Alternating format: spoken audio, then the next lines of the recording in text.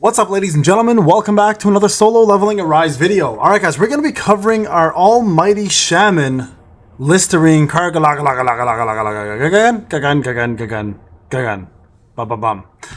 He is going to be tier 10, where we're going to go ahead and finish him off. I'm going to show you guys how we're going to do that. And we're going to be doing it with Jinnu and the squad, Westwind and Plum Sword. This is obviously my free-to-play account. So let me show you guys how this is done. We're going to go to four keys. Yeah, we'll do 4 keys. So 555.555555. So, sorry guys, I'm being an idiot. So we got 555,000, a little more than Vulcan currently in his mode. So we're going to go ahead and take out this dude. We're going to throw in a little bit more crit, and we're going to go with the following squad. Okay, now the only person really I could change out here if I wanted to, just to get a little bit more crit out of her, would be Cha, but I really do want to get that extra bonus break-in, and this is important, okay? Keep this in mind. I have the A-piece set here for Curse. The main thing here to note is the weapons are the Plum Sword and A7 Westwind, A4 Plum Sword, but the skills are what's gonna matter, okay? These Blessing Stones and skills. So we have the Pulverize, we have the Boss Rush, or the Boss Slayer, sorry. We have the extra dash right here for swiftness, and we have ourselves the heroic advanced dagger technique. Now this one can be swapped out for whatever else you think is more useful for you. For example, you can use this right here, which will give you 8% anyways throughout the whole battle without having to worry about getting 70%. So that one might be a little bit smarter. Now, in regards to skills, this is what's going to actually make a difference here. If you have it, use it. This multi-strike called Illusion is amazing because when you cast Invincible, or when you cast it, you become invincible. Now, this is important because when he does that stage where the 3 different pillars come out for the fire stage, you can completely avoid damage by just casting this at the right time. When it gets to like 0, cast this. He'll do a Spirit Bomb and completely miss the entire attack, and you won't have to worry about it. A little cheap trick to get through it. And then, of course, we got ourselves the Armor Break for Wind, which is also weak against that, but it also gives us an additional 10% damage on the opponent. So let's jump in here and show you guys how this is done. All right, ladies and gents, let's get into it. So, fairly easy fight. I'm going to show you guys some tips and tricks that you guys can do as well if you have the same setup as me or something close to it. So first thing you're going to do, if you already used this fight and you've done tier 10, you know how this goes. So I like to bring in Alicia, do my summons right now, get Serbi in there, make sure I get my 5% extra damage, and then go ahead and blast this dude a couple times with Westwind. You guys can see there the combustion is on there now. That's what I wanted to see. That extra 5% damage is huge, and it will make a difference in the long run. So don't slack on that, okay? Here he can do one of 2 moves, tackle or his fireballs. There's the fireballs. All right, we're gonna avoid this. 2, 3, 4. There it is. We're gonna go back in and Westwind. Oh, sorry, Plum Sword, and then into Westwind here, okay? Quick little damage, and now he's going right into the him. You can do one of 2 things here. You can just cast your skill right there and avoid the whole damage, your invincibility skill. Or you can just do what I did and stand there like an idiot and take it to the face. Okay, this is gonna hurt. That's fine. Not the end of the world. You should be avoiding that, by the way. That was a silly mistake on my end. Okay, get out of levitation because he does do it and it hurts. So don't stand in it. Pretty straightforward stuff. Here you want to go ahead and break him as quick as you can. He's gonna go over there, start throwing some little fireballs at you. Shadow step over. So you can summon your shadows at this point. There's a good break right there. Okay, we're gonna go into this, out of this, into an ult. Okay, so full bloom, amplifying draw, ultimate. So you're gonna see a lot more damage come through this way. This will probably push him a couple bars. Not too many, but a couple. See, not too bad. And then Westwind. And from here, you want to be a little bit more careful because this is an easy one to avoid, but it can get fairly chaotic if you're not careful.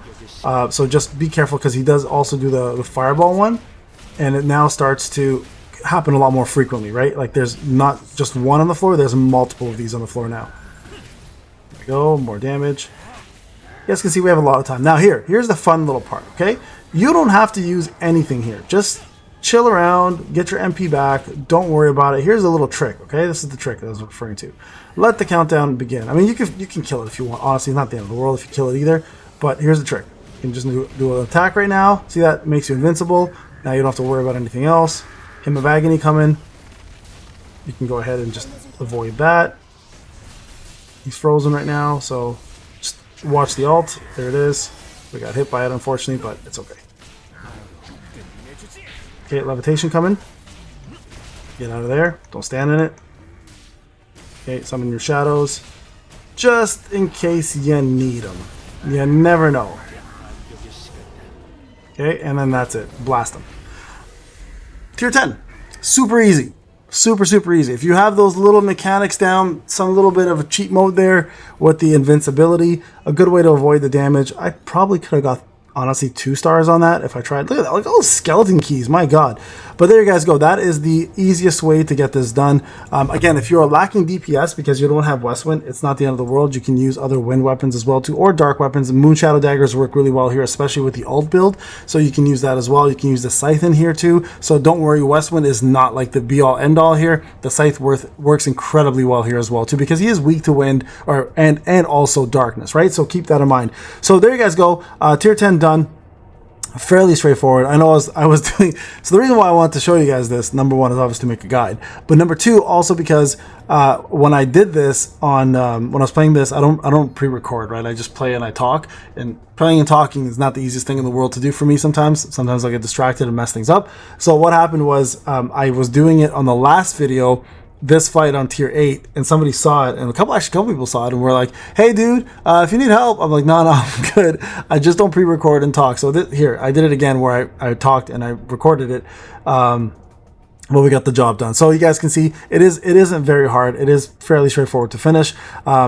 Make sure you guys are bringing those invincible. Now, a couple different options for skills. If you don't have those specific skills in play, you could always use right here, this one here, if you don't have armor break one, right? So you can do death stance here, which is going to do heavy break plus more damage on the boss. So that's not a bad option, because if you don't have wind, you can also do, where is it? Right over here, this dark one here as well too, which is heavy break, and you can do a counter attack and applies a shield. Or if you have this, it's even better, because this increases your attack by 4% for 12 seconds, and it can stack up to 4 times, also applying a shield, so giving you a lot more survivability. So chain break is actually a really, really nice one to do. If you're not worried about breaking, you want to go full on DPS, this is a fantastic option, Sunder, right? Because he becomes invincible doing this as well too, but you also increase your crit hit rate by 10% for 12 seconds. So if you're looking for another invincible option but without the break behind it, the Sunder option here is a fantastic one to go with. And remember, weapon wise, you don't have to have Westwind to do this. You could do Shadow Daggers,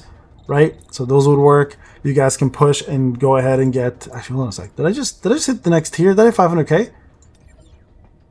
Ah, damn, it's still not there. Okay, I forgot they give you the highest level. So you can hit that. You can do also the Scythe, right? If you are looking to use the Scythe, A1 Scythe is perfectly fine for this fight with Plum Sword. So you can have more crit hit here with a little bit of damage off. And plus, you can have yourself more crit damage from the sword or the Moon Daggers. Put them together and they work fantastic well together. Also, the Demon Longsword is actually not a bad weapon here, but it is a little bit slower. So I don't recommend that one. But try those other weapons out and you should be more than enough to get the job done. All right, guys, I think that pretty much covers the guide. There you guys go, free to play, tier 10 done. Again, I just wanted to show you guys different options that you have available to you. I know everyone's going to say Payne, we all don't have Westwind like you. I get it. Westwind is a pretty big deal. It does get the job done 99% of the time, but I did want to show you guys other alterations and other setups that you can use. The key thing is having those invincibility skills so you can avoid doing that whole tower phase, because then a lot of people don't have the DPS to finish that one, but they will have enough DPS to finish KARGALAGAN again. All right, guys. I'll see you in the next one. Take care.